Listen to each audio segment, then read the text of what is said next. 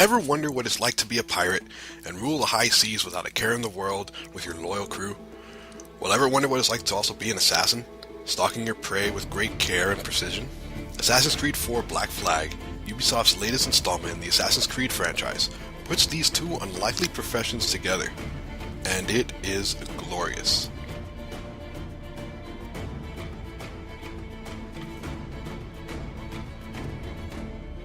The story takes place during the early 18th century, where famous pirates such as Blackbeard roamed the Caribbean.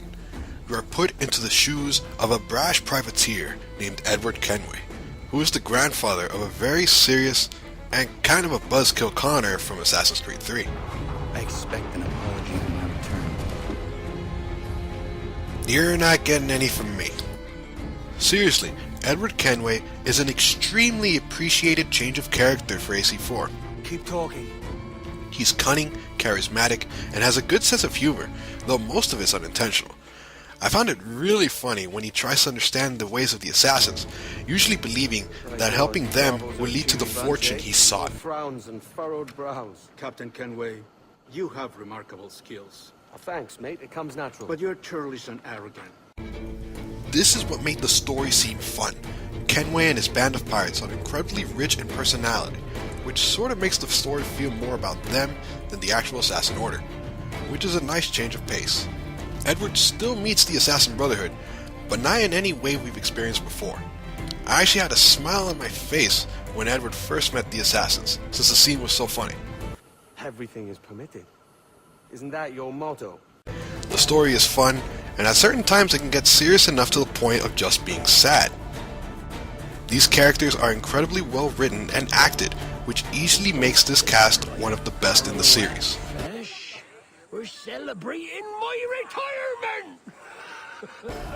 Back in the real world, after the events of Assassin's Creed 3, you are an employee at Abstergo Entertainment, which is totally not Ubisoft. A company hiring workers to research different eras with multiple animuses, or is it animi? Anyway, you are tasked with researching Edward Kenway for Abstergo's new project. The present-day story is simple and interesting, and the activities there are entirely optional, obviously except for the ones that require the story to move along. These side activities yield interesting rewards, which detail the inner workings of Abstergo.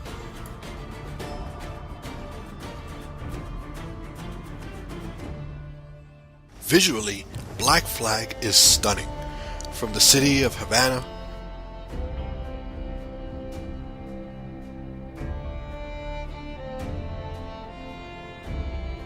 to the pirate stronghold of Nassau.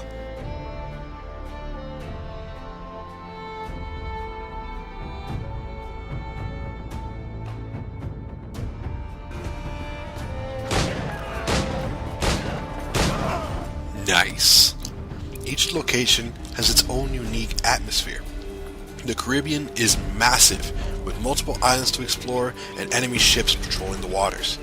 While at sea, different conditions from the devastating storms to the calm sunsets are sights to fear and behold. Islands and sandbars are unique in not just the treasure they contain, but in their environment. Everything is different from the island prior. The art here truly captures the Caribbean essence with great success. There is a little bit of texture loading for areas with plenty of foliage in some cities, but the PS3 handles it very well.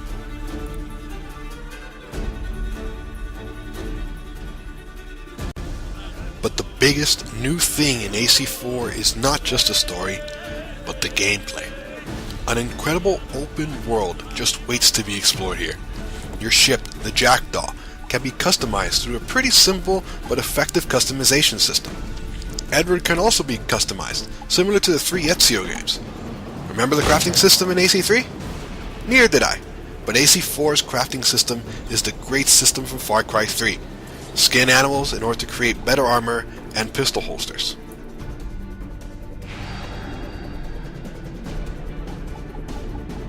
While on the open seas, battles are a spectacle. You can have a simple one-on-one fight, or face an entire convoy. Whatever the case may be, you need to be careful. Enemy ships are much more aggressive than they were in AC3, and will try to flank and ram you without mercy.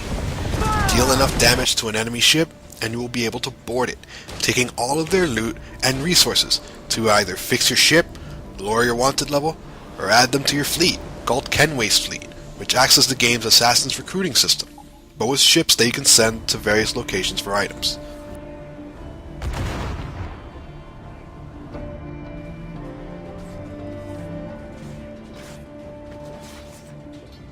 Even traveling at sea is incredible. The sea is a dangerous place. Storms occur randomly, the tide rises unexpectedly, and the wind can sometimes push you off course.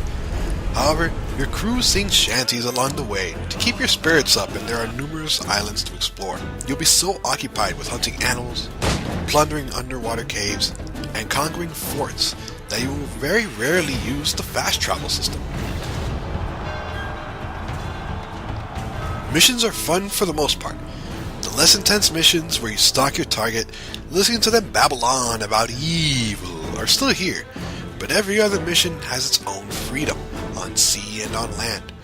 There are no restrictions to what you can do. You want to tackle an entire fleet by yourself, even though it's not the right way? Go for it. The game won't desynchronize you. What's also good is that since missions at sea are different and can be difficult at times, the game advises that you might want to upgrade your ship before continuing. It's best to take this advice in most cases, or else you will sink and feel bad about it later.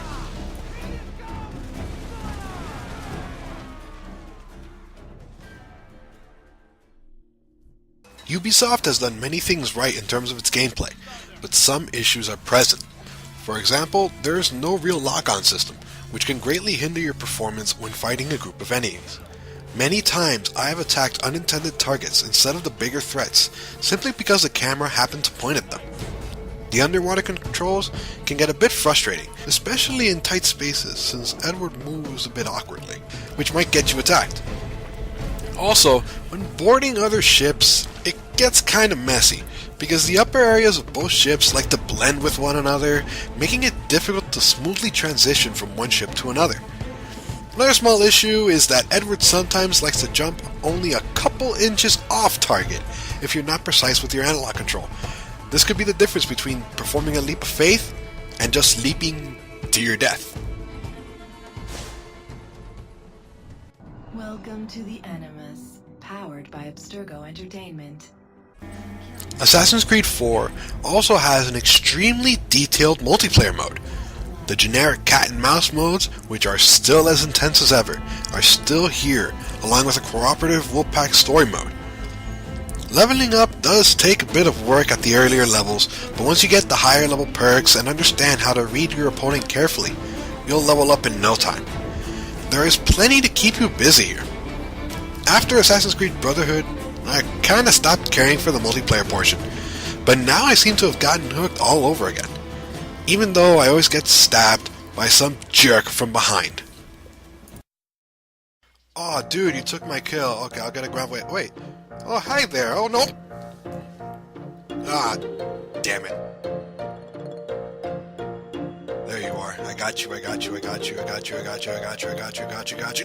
Why do you do this to me? Ah, my God. I got you. You're mine. No, who the hell are you? Overall, Assassin's Creed 4 Black Flag seems to be the most unique Assassin's Creed, with enough new features to rival that of Assassin's Creed 2. Even if the story may not seem as deep as previous Assassin's Creed titles, it's still a fun and incredible journey. Sailing the open seas has to be one of the most exhilarating experiences you will have in any game. It is the most visually and technologically ambitious Assassin's Creed game to date, and one of the most fun games I have played in 2013. This pirate's life was definitely for me.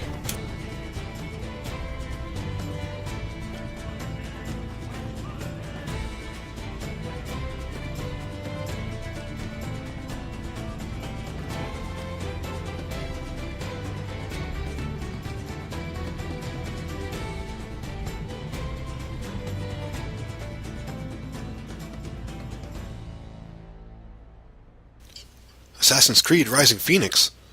What's that? And who's this guy? My God.